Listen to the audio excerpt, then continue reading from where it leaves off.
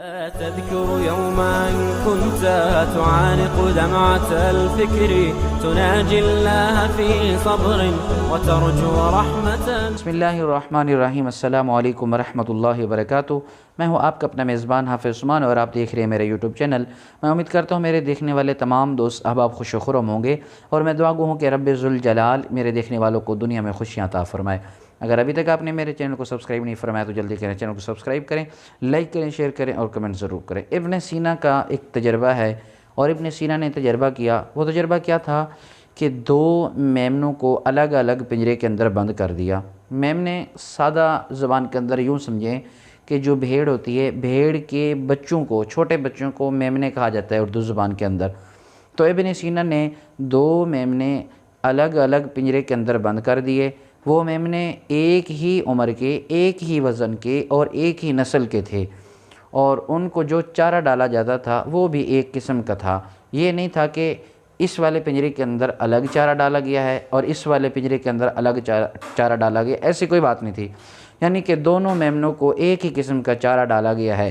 لیکن ایک فرق تھا کہ ان میمنوں کے پنجروں کے ساتھ ابن سینا نے ایک پنجرہ رکھا, اس کے اندر بھیڑیا کو رکھ دیا, بھیڑیا کو اس کے اندر بند کر دیا.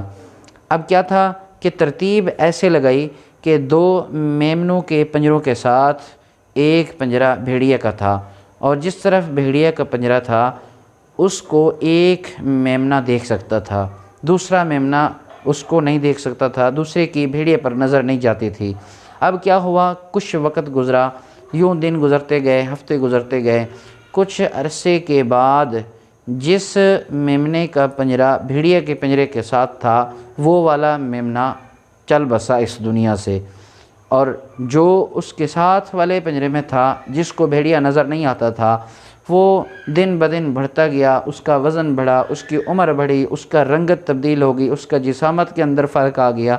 یعنی کہ موٹا دبلا پتلا بہترین قسم کی جسامت لے کر وہ نمودار ہوا.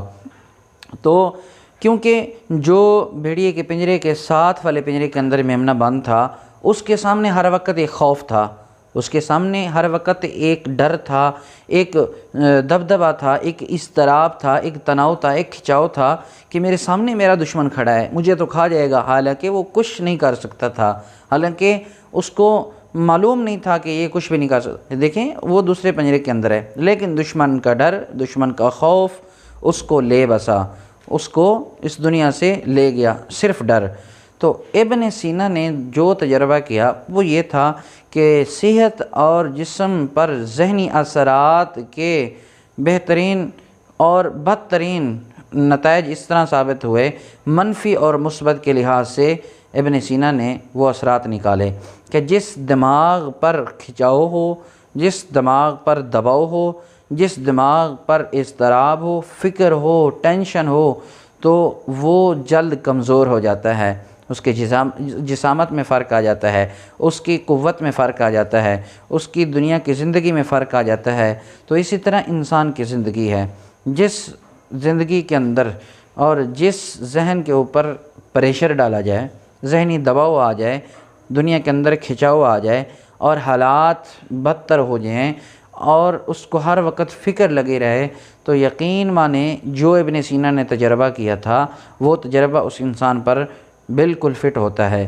کیونکہ ذہنی مریض, ذہنی دباؤ والا, ہر وقت فکر میں رہنے والا, ہر وقت تناؤ کا شکار ہونے والا انسان وہ جلد ہی اس دنیا سے چلا جاتا ہے.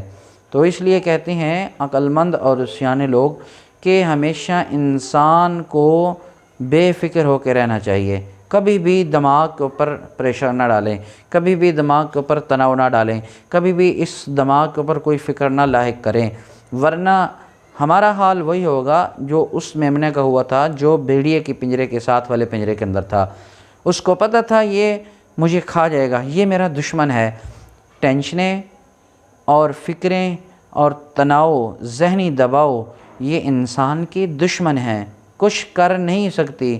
ہمیشہ اگر کامیابی کے سیڑھی پر چڑھنا ہے, ہمیشہ اگر کامیاب ہونا ہے تو ذہنی دباؤ, ذہنی فکریں, ذہنی تناؤ, مشکلات کو سامنے نہ لائیں, ان کو نظر انداز کرتے ہوئے کامیابی کی سیڑھی پر چڑھ جائیں. یقین مانے آپ کی جسامت میں بھی فرق آئے گا، آپ کی صحت میں بھی فرق آئے گا، آپ کے ذہن میں بھی فرق آئے گا، اور ایسی قوت رب عطا کرے گا تو آپ کو پتہ نہیں ہوگا۔ شرط صرف یہ ہے کہ اپنے ذہن سے ٹینشن کو دور کر دیں، اپنے ذہن سے دباؤ کو دور کر دیں، اپنے ذہن سے اضطراب تناؤ کو دور کر دیں، پھر آپ کامیابی کے سیڑھی پر چڑھ جائیں گے، پھر اس وقت آپ کامیاب ہو جائیں گے۔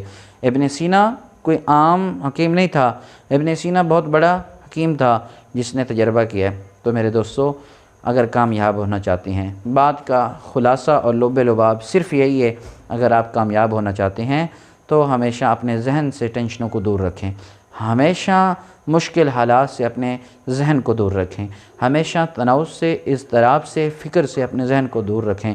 یقین مانیں کہ آپ کامیاب ہو جائیں گے۔ میں دعا کرتا ہوں کہ رب ذوالجلال مجھے آپ کو دنیا کی ہر مشکل سے بچائے، اور رب تعالیٰ میری اور آپ کی پریشانیاں دور فرمائے۔ السلام علیکم ورحمۃ اللہ۔